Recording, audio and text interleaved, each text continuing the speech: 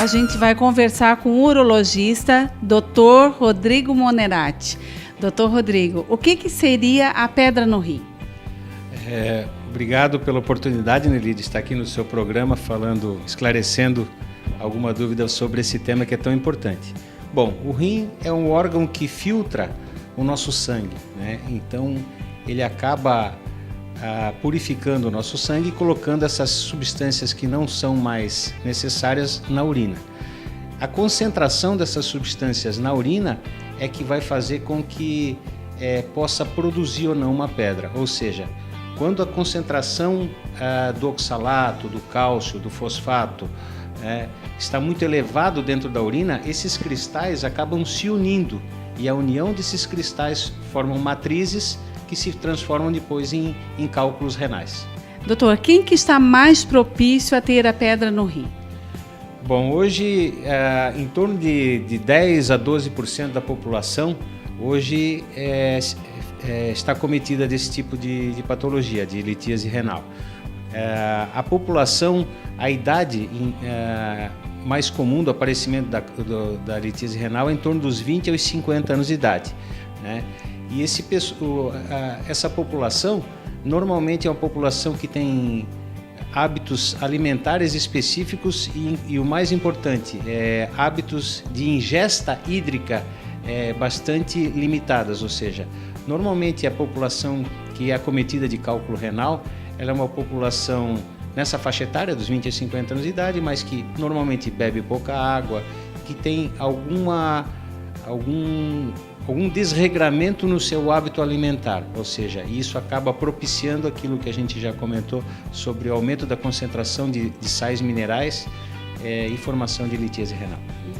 Diz que as dores são terríveis, né, doutor? As pessoas, né, que já tiveram, comentam. Por que é tão terrível assim essa dor? O cálculo, a gente sempre diz que pedra no rim não dói. A pedra dói quando ela sai do rim, ou seja, quando ela migra do rim para a bexiga. Ou seja, ela sai de uma estrutura ampla e cai dentro de um tubo, que é o ureter, que liga o rim com a bexiga. E nesse trajeto a pedra obstrui o ureter. E o que acontece? A urina vai se formando, vai se acumulando a urina, vem dilatando o ureter e consequentemente dilatando o rim, causando a cólica renal. A cólica renal é uma das piores dores que uma pessoa pode sentir, né? Em muitos casos, o cálculo renal, quando a pessoa é atendida no pronto-socorro, muitas vezes o médico no pronto-socorro tem que usar de drogas muito fortes, inclusive de morfina, para poder controlar a dor do paciente.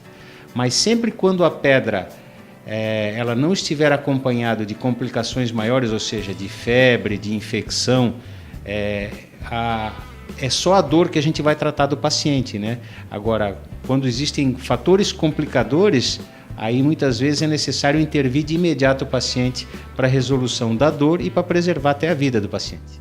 Se eu tive pedra no rim uma única vez, eu corro o risco dela voltar ou de vir a surgir outras pedras? Com certeza. Quem é acometido pela primeira vez de uma litíase renal tem uma chance de 50% de desenvolver uma nova litíase entre 5 a 10 anos a partir desse episódio. Por quê? Porque é necessário que a pessoa mude seus hábitos de vida, principalmente do ponto de vista alimentar e de ingesta hídrica. Ou seja, se a pessoa não mudar seu estilo de vida, seu hábito alimentar, a chance de voltar a ter uma pedra é de 50%. Se recomenda que a pessoa tome pelo menos 2 litros de água por dia. Isso são 8 copos de água. E nos dias mais quentes e nas regiões mais quentes, se recomenda que essa quantidade aumente para 3 litros ao dia. Só a ingesta hídrica por si só, ela tende a resolver em torno de 60% dos casos. O que a gente sempre recomenda, com certeza, é baixar a quantidade de sal. E esses alimentos onde o sal está muito forte e está embutido nele, né? Como são os próprios produtos embutidos, os presuntos, as salsichas, essas coisas que realmente têm uma quantidade de sal muito alta. E tem também muitos alimentos que ajudam a eliminar a pedra, ou seja, existem vários alimentos, óleos minerais, existem o próprio arroz, batata, né? é recomendado para quem tem pedra no rim. E quando se fala em líquido, é importante lembrar que não inclui aí café, né? Não inclui o chá preto, também não deve ser incluído como líquido, ou seja, a água mesmo, sucos de laranja, limão, isso não tem problema nenhum, né? Mas já o café e esses chás tem que tomar um certo cuidado. Existem exames que a gente possa estar fazendo de prevenção? Na verdade, dificilmente uma pessoa consulta com a gente para prevenir cálculo renal, né? A pessoa vem consultar já quando a coisa acontece, né? O rim a gente só lembra quando ele dói, e quando ele dói e dói muito, né? Após resolver o primeiro caso, a gente sempre faz essa recomendação da pessoa para que mude seu hábito de vida, né? Justamente para não entrar naquela chance novamente de desenvolver a litíase, né? Mas é recomendável fazer anualmente, para quem já teve, um ultrassom do aparelho urinário, onde vai demonstrar o tamanho, a forma, o volume do rim, se tem ou não tem pedras, caso tenha pedras, quantas tem e o tamanho delas e a localização dessas pedras. E também o exame de sangue, onde a gente vê avalia a função renal do paciente, e o exame de urina, né? O exame de urina, para nós, ele é de extrema importância porque ele pode mostrar, além da presença de sangue, que é um sinal de pedra, a presença de cristais na urina. E também identificar se existe algum quadro, alguma bactéria, algum quadro infeccioso associado que torna a situação já bastante perigosa. A gente viu aqui, o doutor me mostrou anteriormente uma foto no computador que me assustou bastante. Chega a ser uma pedra que tomou conta praticamente do rim todo. Essa pessoa não sentia dor quando ela se deparou com aquela pedra. Com certeza. O cálculo que é chamado de cálculo coraliforme, ou seja, ele vai formando, como o próprio nome diz, como um coral mesmo submarino, né? Ele vai moldando o rim. Normalmente é um cálculo que ele está associado também a processos infecciosos. Então, o sintoma do paciente não é aquele sintoma agudo de obstrução. Ele tem normalmente episódios repetidos de infecção, de quadros de pielonefrite, que pode estar associado à formação desse cálculo. Mas não tem aquele quadro agudo de cólica renal. Uma pedra desse tamanho dói muito menos do que uma pedra pequena quando se desloca do rim, com certeza. Doutor, existem outros tipos de pedras, né? Elas levam um nome, inclusive. O senhor poderia citar quais seriam essas? Sim, as pedras mais comuns são as pedras de cálcio, né? De oxalato de cálcio e de fosfato de cálcio. Essas pedras de cálcio são praticamente 85% das pedras que acometem a população. Fora isso, existem os cálculos de cistina, os cálculos de estruvita e os cálculos também formados por pedras de ácido úrico também, essas que são já menos comuns, mas as pedras de oxalato de cálcio são as pedras mais comuns hoje que a gente trata no dia a dia. Doutor, se a pessoa não consegue expelir naturalmente pela urina, quais seriam as outras formas de tratamento? Inicialmente, é claro, né, como já dizia mesmo, a gente tenta fazer com que a pessoa elimine espontaneamente a litíase, né? Existem algumas drogas que fazem com que o aparelho urinário, o ureter, se dilate e facilite a expulsão da pedra. Caso a pessoa não consiga eliminar essa pedra, existem algumas formas, só que seriam formas mais invasivas, né?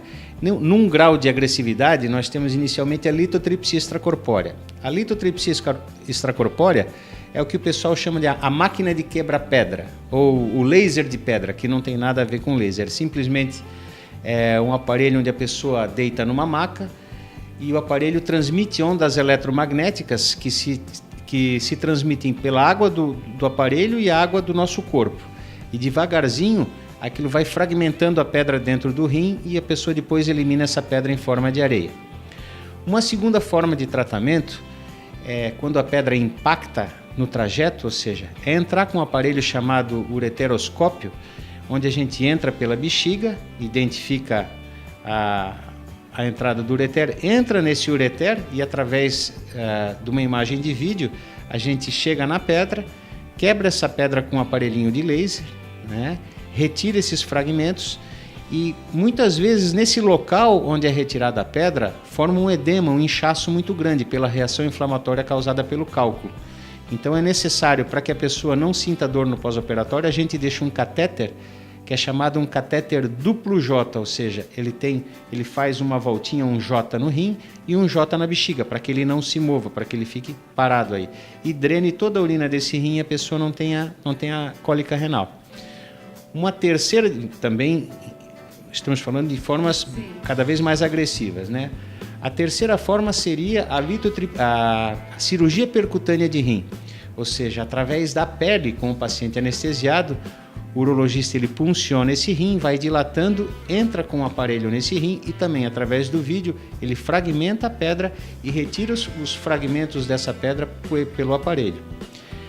E a último dos casos é a cirurgia aberta, que hoje se faz cada vez menos. Doutor, para que as pessoas não cheguem a esse ponto de ter que se submeterem a cirurgias, a procedimentos tão agressivos, qual seria a dica que o senhor deixa aqui para a gente? De uma forma bem resumida, né? No mínimo 8 copos de água por dia, ou seja, 2 litros, 3 litros nos dias mais quentes, e restringir o sal.